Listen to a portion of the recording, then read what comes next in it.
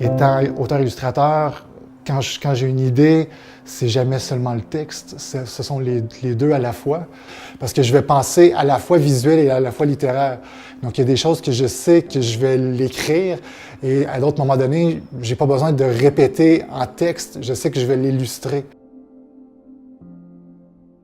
Et c'est à ce moment que vous avez cru qu'il pouvait s'agir d'un problème d'ordre psychologique? Disons. Et moi, vous me voyez comment en ce moment? Comme une grosse tache noire. On dirait le test, là, le test de Rorschach. Fascinant.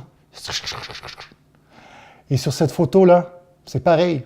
En vrai, sur les images imprimées, sur les écrans, partout, les personnes me paraissent indéfinissables. Et c'est ce que j'aime de la bande dessinée, c'est vraiment le mariage entre l'image et le texte. C'est pareil pour les livres illustrés. L'image se lit comme du texte. Parce qu'à la base, le texte, chaque caractère est une image qu'on met ensemble pour créer des mots. Et les images, c'est ça aussi, il y a une lecture pour les images. Le crayon bleu, c'est le seul outil que je me sers encore aujourd'hui, même si j'ai passé beaucoup au numérique. Ça vient du dessin animé. Le bleu se reproduit pas nécessairement à l'ordinateur, c'est une couleur qui disparaît.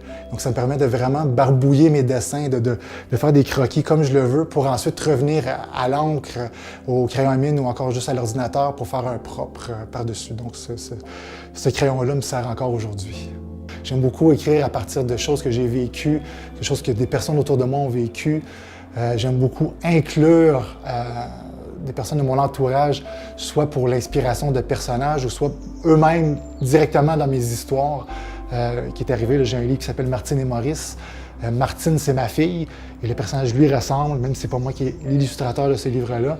Maurice, c'est un oncle qui est représenté par un monstre. Mon oncle, c'était pas un monstre, mais je l'appelais affectueusement Cookie Monster quand j'étais tout petit.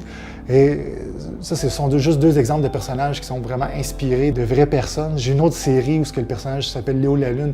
C'est personne en particulier, mais c'est moi qui étais un enfant lunatique. C'est mon fils qui est un enfant un peu dans la Lune aussi, puis qui voit les choses beaucoup avec l'imaginaire. Alors, à travers toutes ces histoires-là, je reviens souvent comme personnage, mais une parodie de moi-même ou des gens autour de moi. Donc ça, c'est une inspiration constante là, qui peut parfois être peut-être ordinaire, mais on essaie toujours de pousser l'ordinaire vers du hors de l'ordinaire.